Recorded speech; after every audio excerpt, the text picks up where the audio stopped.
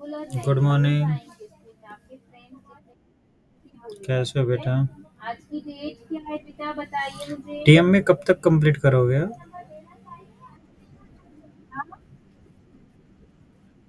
Okay.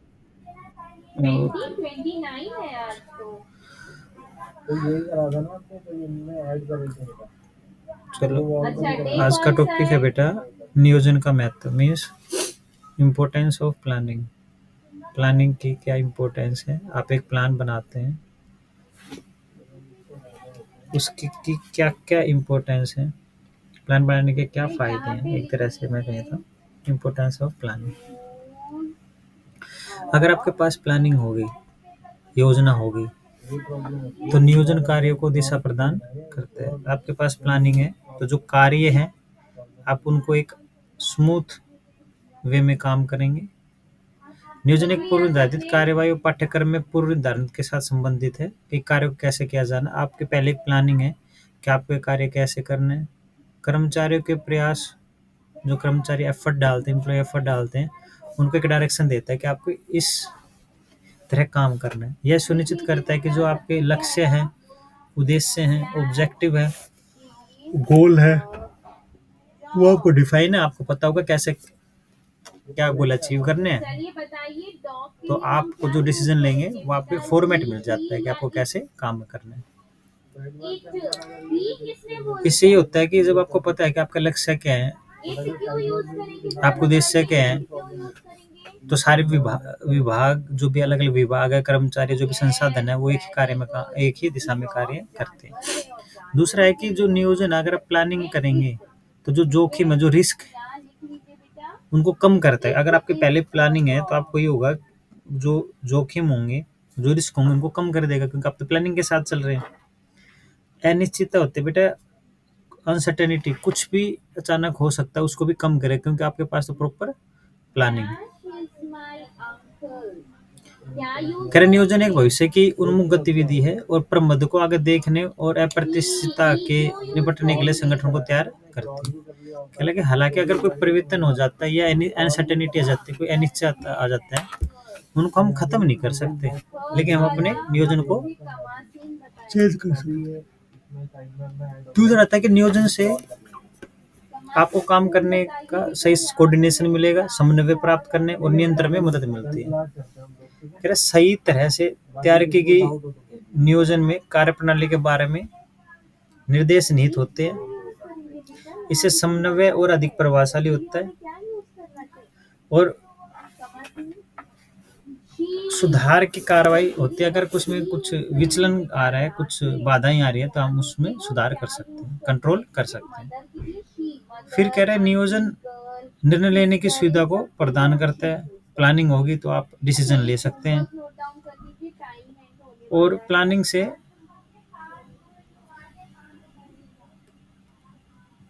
अगर आपके पास एक प्रॉपर प्लानिंग है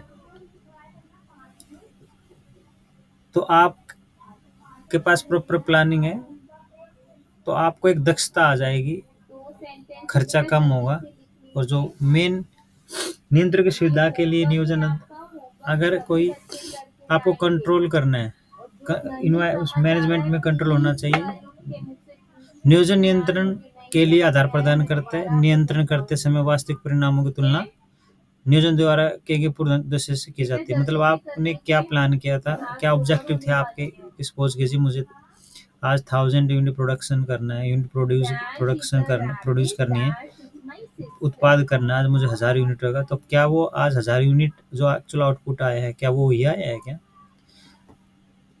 इसे आप नियोजन उद्देश्य के निर्धारण के साथ शुरू होता है और उनकी उपलब्धि के लिए निर्देशित होता है। आप आ रही नियोजन की सीमाएं क्या है, जो आप प्लानिंग करते हैं। जिन बच्चों का हो गया है ना, वो बाकी बच्चों उनकी कुछ लिमिटेशन भी होंगी बेटा, उनकी कुछ सीमाएं भी होंगी। क्या क्या है? कह रहे प्रबंधन के लिए प्लानिंग बहुत इंपॉर्टेंट है, बहुत बहुत महत्वपूर्ण हो जाता है एक मैनेजमेंट के लिए प्लानिंग करना। कह रहे नियोजन जो प्लानिंग है वो भविष्य के लिए मात्र एक अनुमान है। क्या होती है प्लानिंग? जो हम भविष्य में अनुमान लगाते हैं कि हमें भविष्य में यहाँ पर पहुंचना है, और भविष्य के बारे में भविष्य हमेशा अनिश्चितता से भरा होता है। परिवर्तन कभी भी हो सकता है, टेक्नोलॉजी चेंज हो जाए तो बेटा परिवर्तन हो सकता है। ये इम्पोर्टेंट नहीं, आवश्यक नहीं है कि घटना निर्धारित नियोजन के अनुसार चले, कि हम जो सोच रहे हैं उस हिसाब से हो। सरकार की नीतियों में भी बदलाव आ सकते हैं, पर्यावरण में भी परिवर्तन हो सकता है, किसी चीज़ की मूल्य वृद्धि भी हो सकती है, कोई कानूनी नियम भी बन सकते हैं, जो इंटरनेशनल मार्केट होती है, अंतर्राष्ट्रीय बाजार होता है, वहाँ भी कुछ चेंज आ सकते हैं। इससे हमें क्या करना होगा, हमें अपनी प्लानिंग को, हमारे जो नियोजन है उसको संशोधित करना पड़ेगा। संशोधित होते बेटा उसमें कुछ चेंज करने पड़ेंगे। नियोजन की कुछ लिमिटेशन है, वो है दृढ़ता। मीन्स जो प्लानिंग हम करते हैं उसका अस्तित्व एक कठोर ढांचे में, एक पूरी प्रॉपर प्लानिंग करते हैं, प्रबंधीय गतिविधियों को निश्चित करता है कि मैनेजमेंट को क्या क्या कार्य करने हैं। ये हम ऑलरेडी प्लानिंग में करते हैं। कर्मचारियों के लिए परिवर्तन हमेशा स्वीकार्य नहीं होते हैं, वे चाहते हैं कि ये एक ही फॉर्मेट में काम करना होता है, संभावित। हम कोई भी प्लानिंग करते हैं बेटा वो एज्यूम करके करते हैं, तो कोई पूर्वानुमान पर आधारित होती है कि हमें ऐसा होगा तो ऐसा करेंगे भविष्य में। इसके लिए इसमें उसमें वास्तविकता नहीं होती। संभावनाएं कभी सच में परिवर्तित नहीं हो सकती, और योजनाएं जिन संभावना के आधार पर बनाई गई है वो कभी भी गलत हो सकती है। सपोज कीजिए हमने योजना बनाई कि हमें daily raw metal 10 kg milk आएगा, हम उसकी डेली खोए की बर्फी बनाएंगे डेली। हमने प्लानिंग की कि 100 लीटर 100 लीटर जो दूध है वो डेली आएगा। अब ये हुआ एक दिन कि दूध ही नहीं आया, तो क्या हम बर्फी बना सकते हैं? नहीं। तो योजनाएं जिन संभावना पर आधारित होती है कभी कभी वो भी गलत हो सकती है। उदाहरण के लिए जैसे कोई विकसित देश है, जैसे डेवलपमेंट कंट्री को बोलते हैं बेटा विकसित देश, अमेरिका, ब्रिटेन और फ्रांस में छोटे छोटे संकटों का अनुमान नहीं लगाया था किसी ने। हल्की हल्की चीजें जो सोचे थे कि ये माइक्रो मिस्टेक है, छोटी मिस्टेक है, जिसके परिणाम स्वरूप उन देशों में एक बड़ा आर्थिक संकट उत्पन्न हो गया। और यूएसए का सब प्राइम संकट एक बहुराष्ट्रीय वित्तीय संकट था जो 2007 से 10 के मध्य उत्पन्न हुआ, और 2007-8 में वैश्विक वित्तीय संकट में योगदान दिया। मतलब वैश्विक मंदी आ गई थी बेटा। Sorry sorry. अगर आप एक प्लानिंग करते हैं तो ये थोड़ा कॉस्टली भी होता है और ज़्यादा टाइम कंज्यूमिंग होता है उन फर्म के लिए, उन ऑर्गेनाइजेशन के लिए जो अभी छोटी फर्म है। आप प्लानिंग करेंगे कि मुझे ये चाहिए, तो प्लानिंग छोटे फर्म अगर प्लानिंग करने लगे तो फिर काम कब करेगी बेटा? उनके पास नंबर ऑफ एम्प्लॉय वगैरह वैसे ही कम होते हैं। किसी भी नियोजन को बनाने के लिए समय लगता है। अगर आप कोई प्लानिंग करेंगे तो उसके लिए एक समय काफ़ी लगता है। आप जानकारी एकत्रित करते हैं, फिर उन जानकारियाँ जो आपके पास आई उनका विश्लेषण करते हैं, उनको एनालाइज करते हैं कि इनमें से क्या ठीक है क्या नहीं, फिर उसकी व्याख्या प्रस्तुत करते हैं, फिर उसका एक आउटपुट जो आता है उसको राइट करते हैं। मतलब इसलिए एक से ज़्यादा समय लेने वाली प्रक्रिया है, क्योंकि ये ज़्यादा समय लेती है। यदि प्राप्त लाभ किसी योजना के अंतर्गत लागत से अधिक नहीं है, मतलब अगर आप कोई भी प्लानिंग कर रहे हैं और उसमें प्रॉफिट ज़्यादा नहीं है आपकी कोर्ट से, तो उसका कोई फायदा नहीं हुआ, वो हमारे फाइनेंशियल वित्तीय प्रदर्शन पर प्रतिकूल होता है, उल्टा प्रभाव डालेगा। कार्य में देरी हो सकती है, नियोजन बहुत समय लेती है, प्लानिंग है वो काफ़ी टाइम लेती है। आवश्यक निर्णय लेने हो तो नियोजन की कार्रवाई में देरी लगेगी, प्लानिंग में चेंज होगा। गलत निर्देशन भी हो सकता है। कभी कभी जब नियोजन का उपयोग हम किसी व्यक्तिगत और या समूह हितों की सेवा के लिए किया जाता है तो संगठन के अनदेखी भी हो सकती है। मतलब अगर किसी ऐसे पर्सन को दे दिया जो अपना इंडिविजुअली किसी पर्सन को बेनिफिट देने के लिए सोच रहे हैं, तो संगठन के प्रति जो संगठन के हित है उनकी अनदेखी हो सकती है। सुरक्षा का झूठा भाव, नियोजन संगठन के कर्मचारी के बीच सुरक्षा की जो झूठी भावनाएं हैं वो उत्पन्न होती हैं। जैसे वो सोचते हैं कि नियोजन प्लानिंग के अनुसार ही गतिविधि होगी, इसलिए चिंता करने की आवश्यकता नहीं है। मतलब जो एम्प्लॉय वगैरह को सोचेंगे अरे प्लानिंग होगी ना, प्लानिंग के अकॉर्डिंग तो काम करना है, हमें क्या है ये सब। नीचे दिए गए कथनों को पढ़े, उनके सामने शब्द लिखे हैं जो नियोजन के लक्ष्य से संबंध है या नहीं, आपको ये बताना है। जैसे नियोजन जो आप कर रहे हैं क्या वो प्रबंध का हिस्सा है, ये इम्पोर्टेंट पॉइंट है। जो आपको करने।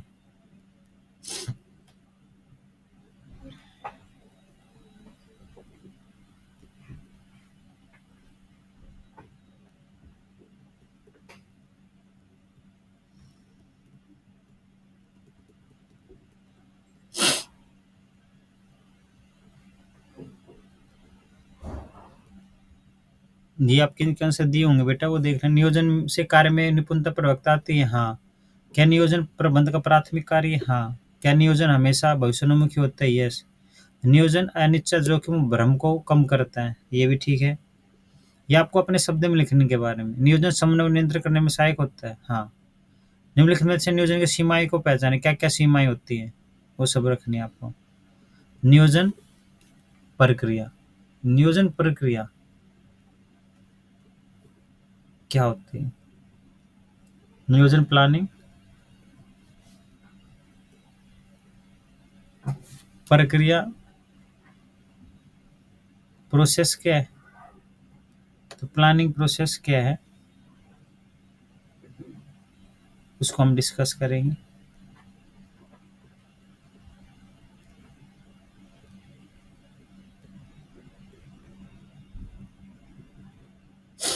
वांछित परिणाम प्रयास करने के लिए नियोजन प्रथम एवं सर्वाधिक महत्वपूर्ण कार्य है। अगर आपको जो आप रिजल्ट चाहते हैं, आपको रिजल्ट चाहिए, तो आपको क्या करना होगा? प्लानिंग करनी होगी। किसी भी संगठन में जो प्लानिंग प्रक्रिया का चरणबद्ध तरीके से, बेटे ये तो हम कर चुके हैं,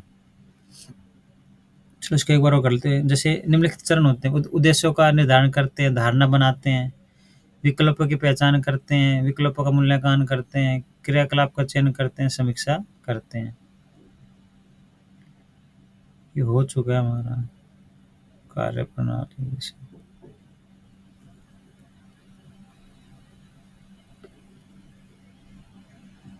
ये हम कर चुके हैं बेटा ऑलरेडी, है ना। नियम हो गया, बजट, कार्यक्रम,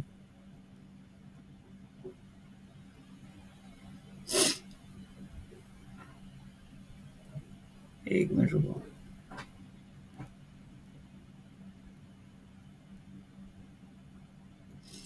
बाह्य नियोजन का आधार ये हो चुका है, वैकल्पिक कार्य प्रणाली हो चुकी है। हमारे यहाँ पॉइंट 7.6 में नियोजन के प्रकार, प्लानिंग के टाइप्स क्या हैं। उद्देश्य होना चाहिए आपके लिए। उद्देश्य सभी गतिविधियों को निर्देशित करने के लिए अंतिम परिणाम होते हैं। आपके ऑब्जेक्टिव क्या है, उसी के रिगार्डिंग आपकी प्लानिंग बनती है बेटा, कि आपके उद्देश्य क्या है। फिर रणनीति, उद्देश्य सभी गतिविधियों को निर्देशित करने के लिए अंतिम परिणाम होते हैं। उदाहरण के लिए एक वर्ष में 1000 व्यक्तियों को कपड़ा छपाई का प्रशिक्षण देना है, तो ये एक संगठन का उद्देश्य हो सकता है। उद्देश्य परिणामात्मक शब्दों में मापने योग्य चाहिए, एक निश्चित समय अवधि में, मतलब एक टाइम में कंप्लीट होना चाहिए, और आपको उद्देश्य ऐसा होना चाहिए जिसको माप सकते हैं। जैसे 1000 व्यक्तियों को अगर कपड़ा छपाई का प्रशिक्षण दे सकते हैं तो काउंटेबल होना चाहिए। रणनीति, अरे बदलते वैश्विक वातावरण से में बाहर निकलने, हम बाहर मार्केट में जाते हैं, बाजार में प्रतिस्पर्धा का सामना करने के लिए तैयार की गई योजना को रणनीति कहा जाता है। रणनीति होती है कि अगर जैसे पेप्सी और कोका कोला 2 कॉम्पिटिटर है, तो अपनी क्या योजना बनाएंगे ये कोका कोला वाले पेप्सी से कम्पीट करने के लिए। ये रणनीति उन योजनाओं को बताती है जो संसाधनों के इष्टतम उपयोग के लिए, इष्टतम उपयोग होता है जो आपके संसाधन है, आपके पास रिसोर्सेज हैं, उनके अच्छी तरह उपयोग करने के लिए, जो प्रतिस्पर्धा कंपनियों की चाल की, जो आपकी कंपटीटर कंपनी है वो क्या मूव कर रही है, इसलिए रणनीति बनाई जाती है। रणनीति एक व्यापक नियोजन है जो संगठन के वांछित भविष्य को इंगित करती है। उदाहरण के लिए जैसे टाटा कंपनी ने नैनो को बेचने के लिए मध्य वर्ग को आकर्षित करने की रणनीति बनाई थी।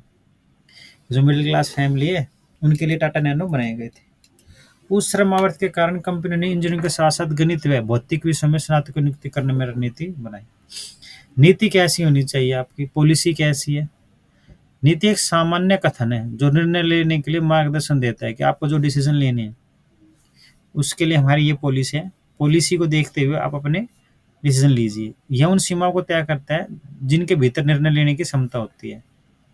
नीति उद्देश्यों को प्राप्ति के लिए सीधे निर्णय लेना सिखाती है। नीतियों से ही आपके जो उद्देश्य है, जो ऑब्जेक्टिव है, वो पॉलिसी के थ्रू ही निर्णय लेना सिखाती है आपको। उदाहरण के लिए 1 सेकंड के पास केवल 7% से अधिक अंक हासिल करने वाले उम्मीदवारों को परीक्षण देने की नीति हो सकती है। तो ये नीति होगी ना, इसी से तो आप उद्देश्य प्राप्त करेंगे अपने। फिर आता है कार्य प्रणाली, जो आप काम कर रहे हो वो किस प्रकार से कर रहे हैं। कह रहे कार्य प्रणाली वह योजना है जो किसी कार्य को किए जाने का क्रम निर्धारित करते हैं कि एक कार्य कैसे होगा और पहले कौन सा कार्य होगा, फिर ये काम होगा, फिर उस काम का ये हिस्सा होगा। वो एक कार्य प्रणाली बताती है। यदि प्रक्रिया पहले से तय की जाती है तो हर कोई उसी का पालन करेगा। उदाहरण के लिए एक संगठन में उम्मीदवार को परीक्षण देने की प्रक्रिया है क्या है। पहले उम्मीदवार से हम आवेदन एकत्रित करेंगे, फॉर्म भरवाएंगे उनसे, फिर प्रत्येक आवेदक की अंक सूची के अंकों को स्थापित करेंगे, फिर उनके कितने नंबर आ रहे हैं उनको चेक करेंगे। प्रत्येक आवेदक को फिर प्रशिक्षण की आवश्यकता के क्षेत्र को स्थापित करेंगे कि उनको कहाँ प्रशिक्षण देना है, कपड़ा काटना है या उसकी नाप लेना है या सिलाई करनी क्या करनी है। फिर जो आवेदक होगा, जो एप्लीकेंट होगा, उससे हम फीस, एक निर्धारित फीस लेंगे। फिर उसको प्रशिक्षण की तिथि बताएंगे और ये बताएंगे कि आपका कार्यक्रम का आयोजन इस दिन किया जाएगा। फिर कोर्स कंप्लीट हो जाएगा तो उसको प्रमाण पत्र दे देंगे। ये सब किसके अंतर्गत आते हैं? कार्य प्रणाली के अंतर्गत आती है। फिर आते हैं विधि क्या है। विधि वह योजना है जो ये निर्धारित करती है कि किसी भी नियोजन की प्रक्रिया के अंतर्गत विभिन्न गतिविधियां कैसे पूरी की जाएगी। विधि ये बताती है कि अगर आपको कोई प्लानिंग है और प्लानिंग की एक प्रोसेसिंग है, उस प्रोसेसिंग में जो एक्टिविटी होगी वो कैसे होगी, कोई भी एक्टिविटी कैसे की जाएगी, ये आपको विधि बताती है। मीन्स रूल, मीन्स मेथड्स बताते हैं बेटा। विधि किस मेथड से कार्य होगा वो आपको मेथड बताएंगे, विधि। लेकिन केवल एक प्रक्रिया एक चरण के लिए एक सबसे बेहतरीन विधि का चयन किया जाता है जिसमें एक कर्मचारी न्यूनतम थकान महसूस करता हो, और मतलब एक एम्प्लॉय जो है उसको थकान भी कम हो और प्रोडक्शन ज़्यादा हो, उत्पादकता में वृद्धि होती है। कार्य करने के तरीके मानकीकृत तरीके होते हैं। उदाहरण के लिए जैसे कपड़ा श्रम गहन विधि या पूंजी गहन विधि द्वारा निर्मित किया जाता है। लेकिन सबसे कुशल तरीका यह है कि जिसमें आप कम से कम संसाधनों का उपयोग करें। इसलिए कार ड्राइविंग प्रशिक्षण की विधि एक कार का उपयोग करके या प्रशिक्षण को प्रारंभिक अवधि में कंप्यूटर सॉफ्टवेयर का उपयोग करके हो सकते हैं। नियम क्या है, रूल्स क्या है? नियम स्पष्ट ये बताते हैं कि आपको जो परिस्थितियां दी गई है उनमें क्या करना है और क्या करना नहीं है। रूल्स एंड रेगुलेशन होता है बेटा नियम। तो नियमों का उल्लंघन करने वाले व्यक्ति के खिलाफ सख्त कार्रवाई की जाएगी। फिर नियम एवं दिशा निर्देश व्यवहार करने के लिए बनाए गए हैं। उदाहरण के लिए पुस्तकालय में नियम है कि शांति बनाए रखिए, तो ये क्या हो गए? नियम। जैसे किसी फैक्ट्री में ये है कि वहां पर आप स्मोक नहीं कर सकते। बजट क्या है? बजट होता है यह संख्याओं में व्यक्त अपेक्षित परिणामों का विवरण है कि जो आप परिणाम चाहते हैं उनका हम नंबर में मेंशन करते हैं। बजट एक प्रकार की नियोजन है, ये भी एक प्लानिंग है जो वित्तीय संदर्भ, जो फाइनेंस से रिलेटेड होता है बेटा, या आवर्स से रिलेटेड, या प्रोडक्शन से रिलेटेड, या मशीन से या आवर्स के संबंध में होता है। लक्ष्य को प्राप्त करने के लिए अपेक्षित परिणाम, अगर आपको एक लक्ष्य को प्राप्त करना है और अपेक्षित परिणाम चाहिए तो उसके लिए आपको खर्च करना होगा। व्यय को, खर्चे को इंगित करता है जो एक बजट का संख्यात्मक परिणाम। उदाहरण के लिए नकदी बजट एक निश्चित अवधि नकदी प्रवाह के अंतर्गत और नकदी के बहाव का अनुमान लगाता है। फिर कार्यक्रम कहाँ कहाँ होने, यह विशेष कार्य करने की योजनाबद्ध प्रक्रिया है। अगर आपको कोई काम करना है, जैसे आपको 100 रैली करनी है एक पॉलिटिशियन, तो ये होगा कि उसके कार्यक्रम कहाँ कहाँ होंगे, तो उसके लिए पूरे कार्यक्रम बनाने होंगे। यह विशेष कार्य करने की योजनाबद्ध प्रक्रिया है जिसमें उसे क्या, कैसे और कौन और कब करना है का निर्धारित किया जाता है। क्या क्या किया जाएगा? क्या, कैसे, कौन और कब करने का निर्धारण किया जाता है। संगठन में व्यवस्थित कार्य करने के लिए कार्यक्रम विधा होती है। एक कार्यक्रम में विशिष्ट उद्देश्य को पूरा करने के लिए डिजाइन की गई योजना है। आपको जो ऑब्जेक्टिव कंप्लीट करने हैं उनके लिए एक प्लानिंग की गई है, कार्यक्रम ही एक उसका हिस्सा है। स्पष्ट रूप से बताता है आपको कि क्या कदम उठाने हैं आपको, संसाधन कौन से प्रयोग में लेने हैं, क्या समय सीमा है जिसमें कार्य पूरा हो सकता है, नीतियाँ क्या हैं, विधियाँ क्या हैं, मेथड क्या है, प्रोसेसिंग क्या है। उदाहरण के लिए नया उत्पाद जो होगा प्रशिक्षण कार्यक्रम विज्ञापन आदि के द्वारा विकसित किया जाएगा। एक क्वेश्चन दिए गए, इनको करना है आपको। यह सामान्य कथन है जो ऊर्जा के विशेष दिशा की ओर ले जाता है। यशवंत को सुनिश्चित करते से प्रबंधन पर संसाधन प्राप्त करना चाहते हैं। इनको करना है बेटा आप लोगों को ध्यान से। ये टॉपिक बड़ा इंपॉर्टेंट है जो 7.6 है। इसमें कह रहे हैं आपकी प्लानिंग कैसे कैसे कर सकते हैं। ये आपके टाइप्स बता रहा है कि आप जो योजना बनाते हैं कैसे। तो आप कहते हैं कि मैं अपने उद्देश्य निर्धारित कर सकता हूँ, ये भी मेरी प्लानिंग हो सकती है। या मैं अपनी एक स्ट्रैटेजी बनाऊं, तो मुझे ऐसे ऐसे करना, ये भी प्लानिंग होती है। या फिर मैं अपनी नीति बनाऊं, नीति होती है मैं अपनी पॉलिसी बना दूं कि मेरी पॉलिसी में ऐसे ऐसे है। या मैं फिर कोई प्रोसीजर, एक तरीका बताऊं, पॉलिसी बनाऊं, ठीक है। फिर मैं कार्यप्रणाली बताऊं कि हमारे ये प्रोसीजर है, अगर आप कितने % नंबर आएंगे तो आप ये कर सकते हैं, ये मेरी नीति है। और कैसे करेंगे, पहले हम डॉक्यूमेंट्स लेंगे, ये आपकी कार्यप्रणाली है। फिर होता है कि आप कौन से मेथड को यूज करेंगे। उसके बाद ये आता है कि आपके नियम क्या होंगे, फिर आपका बजट कितना है सर, ये सब। और फिर कार्यक्रम कहाँ है। ये सब आपके प्लानिंग के प्रकार है जो 8 टाइप्स के हैं, 8 टाइप के होते हैं। फिर आता है संगठन। संगठन क्या होता है। अभी आपने योजनाओं के प्रकार किए थे कि मैं उद्देश्य से करूँ से आप योजना बना सकता हूँ, मैं स्ट्रैटेजी से, रणनीति से बना सकता हूँ, और विधि क्या है, मेथड, मेथड से बना सकता हूँ,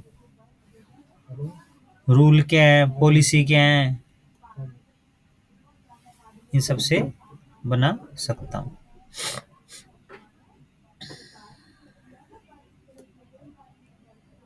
ये आपको ध्यान रखना है, ठीक है बेटा। ठीक है, ओके ओके, ठीक है। संगठन के प्रकार। संगठन क्या होता है। नियोजन बनाने के लिए जब आप एक प्लानिंग कर रहे हैं, प्रबंध का अगला महत्वपूर्ण कार्य है संगठन। प्लानिंग करने के लिए आपको मैनेजमेंट है, आपके पास एक ऑर्गेनाइजेशन भी तो होनी चाहिए। एक बार जब आप योजनाएं प्लानिंग कर लेते हैं बेटा और ऑब्जेक्टिव भी बना लेते हैं, तो जो आपका अगला कदम होगा वो होगा कि जो आपके पास क्या क्या संसाधन है उनको इकट्ठा करें। जैसे कर्मचारी, सामग्री, धन, मेथड, मशीन, इन सबको आप इकट्ठा करेंगे क्योंकि आपको उद्देश्य की पूर्ति करनी है। आपने प्लानिंग बनाई है और उन तरीकों और साधनों पर निर्णय लेना है जिनके माध्यम से जो आपका उद्देश्य है वो हासिल होगा। उसके लिए आपने क्या बनाई है, योजना बनाई है। ये कुछ नहीं है, ये एक तरह से ये है कि आप एक बिजनेस स्टार्ट करना चाह रहे हैं और कुछ प्रोडक्ट स्टार्ट करना है, तो आपकी क्या योजना है, उनमें आपको सारे मेथड लिखने हैं बेटा बस। मान लीजिए कंपनी ने एक शीतल पेय करने के लिए नया संयंत्र स्थापित करने की योजना बनाई। मतलब जो कोल्ड ड्रिंक्स कंपनी है, मान लो रिलायंस ने कहा है कि हम अपनी कोल्ड ड्रिंक स्टार्ट करेंगे और हमें एक पूरा प्लांट लगाना है, एक कंपनी लगानी, संयंत्र स्थापित करना है एक। ऐसा प्लानिंग की है रिलायंस ने, क्या कि हम अपना खुद का प्लांट लगाएंगे। किस लिए, कि हम कोल्ड ड्रिंक बनाएंगे खुद की।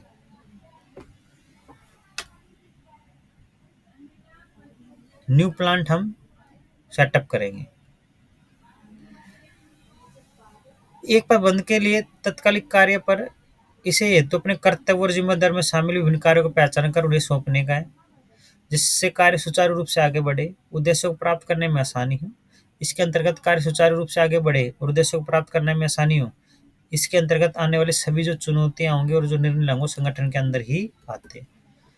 संगठन को जो गतिविधियों की पहचान करनी है, क्या क्या काम करने हैं, कौन कौन से ग्रुप बनेंगे के रूप में परिभाषित किया जा सकता है। फिर संगठन की गतिविधियों की पहचान और समूहकरण के रूप में परिभाषित किया जा सकता है। और मुख्य उद्देश्यों को प्राप्त करने के लिए उनके बीच उत्पादक संबंध विकसित करने के लिए भौतिक, वित्तीय और मानव संसाधनों को एक साथ लाया जा सकता है। खैर फिर संगठन की विशेषताएं क्या है। खैर संगठन की विशेषताएं हैं कि संगठन प्रबंध का महत्वपूर्ण कार्य है। मैनेजमेंट का एक महत्वपूर्ण जो कार्य है वो संगठन ऑर्गेनाइजेशन है। प्रबंधन की प्रक्रिया में संगठन एक महत्वपूर्ण कार्य है। यह नियोजन के कार्यों का अनुसरण करता है कि आपकी प्लानिंग क्या है और संसाधनों को एक साथ लाने, संगठनात्मक संरचना तैयार करने और नौकरी के पदों के बीच अधिकार और उत्तरदायित्व के संबंध को परिभाषित करने से संबंधित है कि नौकरियां होंगी, किसकी क्या पोस्ट होंगे, किसके क्या क्या अधिकार है, बताते हैं। संगठन एक सतत प्रक्रिया, संगठन एक कंटिन्यू प्रक्रिया या गतिविधि की पहचान करती है। गतिविधियों के समीकरण, कार्यों को सौंपना और उनके बीच जो संबंध स्थापित होते हैं, एक कंटिन्यू प्रक्रिया। संगठन एक व्यापक प्रक्रिया, एक ब्रॉड कॉन्सेप्ट है। संगठन जो है बेटा वो ऑर्गेनाइजेशन जो है वो प्रबंध के कार्य के सभी स्तरों पर सभी प्रबंधकों द्वारा किया जाता है।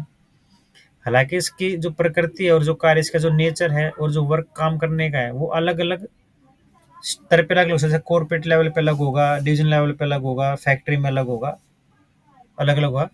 शीर्ष स्तर पर जो प्रबंधन होगा वो पूरे संगठन को शामिल करता है और जो मध्य स्तर पे होगा वो क्या करेगा, विभाग को इकट्ठा करेगा और जो निचले स्तर पर वो क्या करेगा, इकाइयों को ही इकट्ठा करेगा, जो विभाग होंगे उनको। संगठन लक्ष्योन्मुख होता है, मतलब ऑब्जेक्टिव ओरिएंटेड होता है। ये विजन होते हैं इसके कुछ। संगठन के समग्र लक्ष्य को प्राप्त करने की दिशा में निर्देशित किया जाता है और जो एक पर्सन के खुद के लक्ष्य होते हैं और बिजनेस के ऑर्गेनाइजेशन उनको मिलाया जाता है, गोल ओरिएंटेड होते हैं, गोल होने चाहिए। संगठन में कोऑर्डिनेशन, आपस में समन्वय शामिल होते हैं ताकि जो संसाधन और कर्मचारी वो आपस में एक संतुलन बना सके। और जो संगठन होगा वो जो काम करे वो ग्रुप में करे, एक समूह में या विभाग में संगठन कार्य करते हैं। तो संगठन है उसमें आप अधिकार और उत्तरदायित्व क्या क्या क्या आपके अधिकार हैं, क्या आपके उत्तरदायित्व, क्या आपकी रिस्पॉन्सिबिलिटी है, आपकी रिस्पॉन्सिबिलिटी क्या है और आपकी अथॉरिटी क्या है, इनके बीच में संबंध को दर्शाता है। कौन? संगठन। फिर नेक्स्ट टॉपिक होगा बेटा संगठन का महत्व क्या है क्या। फिर हम करेंगे संगठन की प्रक्रिया। ओके, ये कॉन्सेप्ट अब हम कल करेंगे। आज के लिए इतना ही, और में वो बना देना। ओके, कोई डाउट्स हो तो बता देना। Thank you very much.